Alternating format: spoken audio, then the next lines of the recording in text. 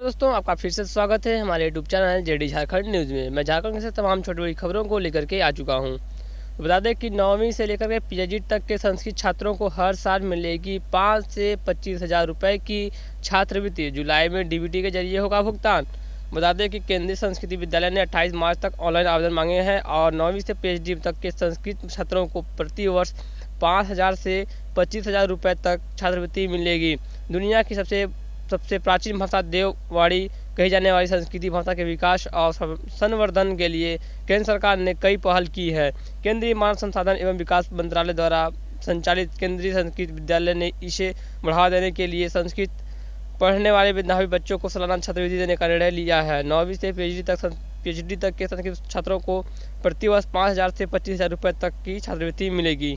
बता दें कि राजधानी को क्लीन एंड ग्रीन सिटी बनाने का सपना 2 दशक से दिखाया जा रहा है, लेकिन आज तक घरों से कूड़े उठाव की मुकम्मल व्यवस्था नहीं हो सकी है। यही कारण है कि शहर में रोजाना निकलने वाला 600 मीट्रिक टन कूड़ा छिरी स्थित डंपिंग यार्ड में पहाड़ बन गया। इसके बावजूद अधिकारी रांची को देश का सबसे साफ शहर यानी इंदौर बनाने का सपना दिखाते हैं। इंदौर तो दूर, रांची को पहले जमशेदपुर बना दे तो पूरे देश के लिए यह मॉडल बन जाएगी। झीले से कूड़ा का पहाड़ गायब होकर नर्लिंग और पिकनिक स्पॉट बन जाएगा।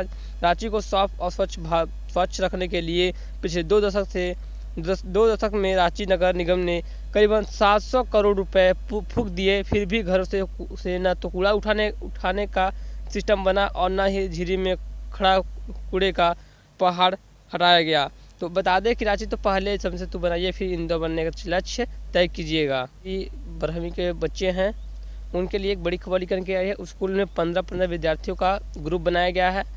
अल्टरनेट डे पर बुलाने की तैयारी की जा रही है। 9 माह बाद आज से ही निजी स्कूलों में 10वीं और 12वीं की शुरू होंगी कक्षाएं। मतलब करीबन 9 महीने बाद शहर के निजी स्कूलों में सोमवार से पुनः शैक्षणिक कार्य शुरू होने जा रहा है। शीतावकाश के बाद स्कूल खुलने के साथ ही 10वीं और 12वीं कक्षा के विद्यार्थियों की पढ़ाई शुरू हो गई है। ऐसे में रविवार को स्कूलों में पुख्ता तैयारी की गई है। स्कूल कैंपस को सैनिटाइज कराया गया है। कोविड-19 के निर्देश के आलोक में सीटिंग अरेंजमेंट भी की गई है ताकि 2 छात्रों के बीच एक निश्चित दूरी बनी रहे।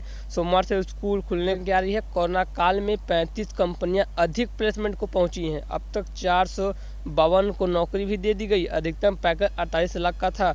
बता दें कि IIT ISS धनबाद में रविवार रात से फुल टाइम टायरिंग प्लेसमेंट द्वारा दूसरा पेज शुरू हो गया है। 15 जनवरी तक चलेगा। पहला पेज 1 दिसंबर से शुरू होकर 23 दिसंबर तक चला, जिसमें 67 कंपनियों ने विजिट किया। वहीं वर्ष 2019 में फुल टाइम हायरिंग प्लेसमेंट्स के पहले पेज में करीब 32 कंपनियों ने ही विजिट किया था।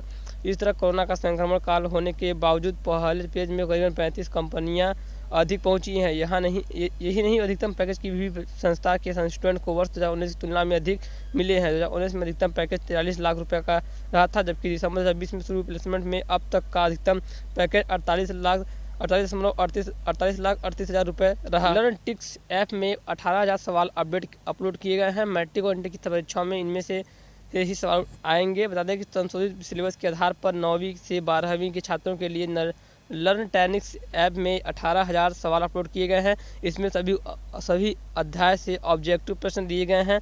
मैट्रिक और इंटर की परीक्षा में इनमें से ही सवाल आएंगे। मॉडल प्रश्न पत्र को भी इस ऐप में अपलोड किया जाएगा। इस ऐप की पहुंच 3,10,000 लाख छात्रों तक हो गई है। यह सभी 9 से 12वीं तक बच्चे हैं। ऐप सभी छात्र लाभान्वित हो सके हैं। इसके लिए व्हाट्सएप ग्रुप के माध्यम से छात्रों को जानकारी कराई जा रही है। राज्य के 65,000 पावर शिक्षकों की कल हुई थी बैठक में निर्णय लिया गया कि पावर शिक्षक 17 जनवरी से करेंगे विधायकों का आवास का घेराव। 10 फरवरी को वे मुख्यमंत्री आवास के समक्ष वादा पूरा करो प्रदर्शन करेंगे। पारा शिक्षक एक बार फिर आंदोलन की राह पर चलेंगे। 17 जनवरी को सत्ता पक्ष के विधायकों का आवास घेरेंगे।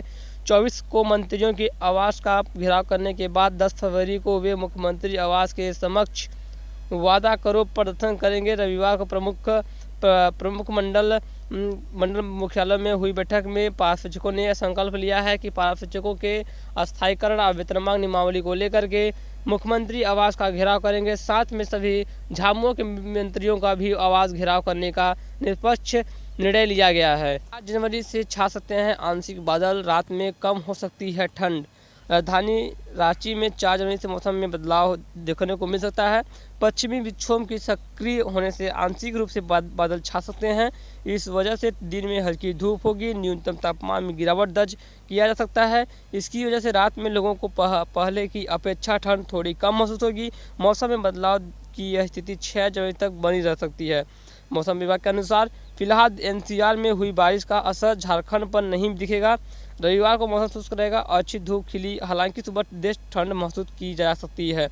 वहीं पिछले 24 घंटे में झारखंड के में मौसम शुष्क रहा। सबसे अधिक अधिकतम तापमान 28.0 डिग्री सेल्सियस चाईबासा में, जबकि सबसे कम न्यूनतम तापमान 10.6 डिग्री सेल्सियस बोकारो में रिकॉर्ड किया गया था। तो वहीं एक खबर की आ रही है गृह जिले के 7000 शिक्षकों को लेकर के।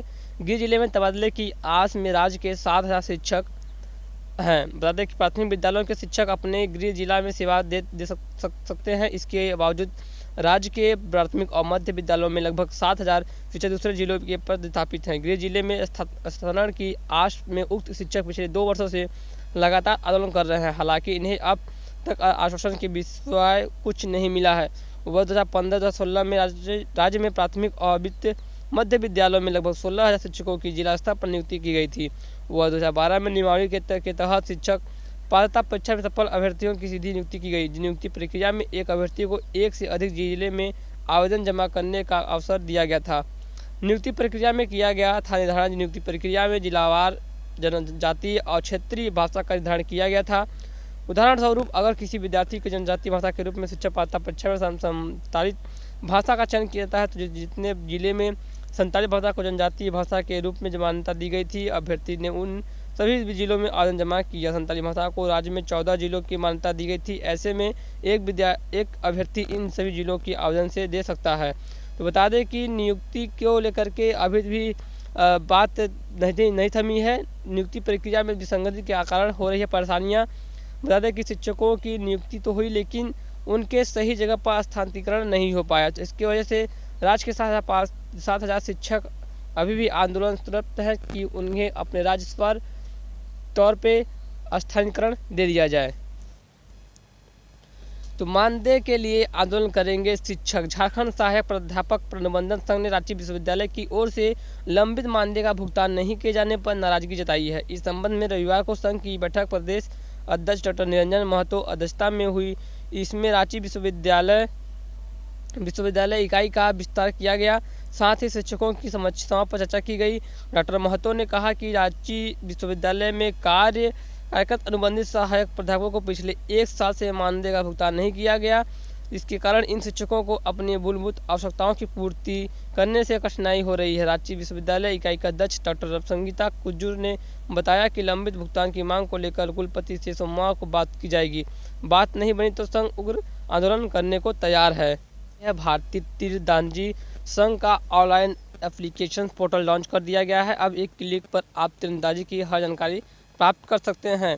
सरायकेला सचिंद्र कुमार दास आचार्य एसोसिएशन ऑफ इंडिया के अध्यक्ष और केंद्रीय जनजातीय मामलों के मंत्री अर्जुन मुंडा ने वर्चुअल मंच पर खरवासा से आर्चरी एसोसिएशन ऑफ इंडिया की ऑनलाइन एप्लीकेशन पोर्टल को लॉन्च किया। इस अवसर पर अर्जुन मुंडा ने कहा कि आर्चरी एसोसिएशन ऑफ इंडिया के इतिहास में एक नया अध्याय इस पोर्टल के लॉन्च के साथ जोड़ा गया है। अर्जुन मुंडा ने कहा कि AAI टीम के अथक प्रयासों का परिणाम है। इस पोर्टल के माध्यम से आर्चर कोच अधिकारी को सभी तरह की जानकारी मिलेगी। साथ ही चैंपियनशिप गेम्स, इंटरनेशनल और नेशनल टूर्नामेंट में भाग लेना चाहते हैं जिन्हें भी फायदा मिलेगा। राष्ट्रीय तीरंदाजी चैंपियनशिप और अन्य तीरंदाजी गतिविधियों के संबंध में जानकारी मिलेगी। केंद्रीय मंत्री अर्जुन मुंडा ने तीरंदाजी में अब तक की उपलब्धि तथा आगामी योजनाओं को लेकर प्रकाश डाला है। उन्होंने कहा कि इससे देश भर के तीरंदाज को एक नया प्लेटफॉर्म मिलेगा और तीरंदाजों को काफ़ी फायदा होगा। जो कि झारखंड तरफ से आती थी। तो हमें उम्मीद है कि ऐसे खबर पाने के लिए आप हमारे चैनल को सब्सक्राइब जरूर करें और इस खबर को लोगों के पास शेयर करना ना भूलें। खबर पसंद आई हो तो लाइक करना भी ना भूलें। फिर मिलते हैं नए खबर साथ, तब तक के लिए जय हिंद।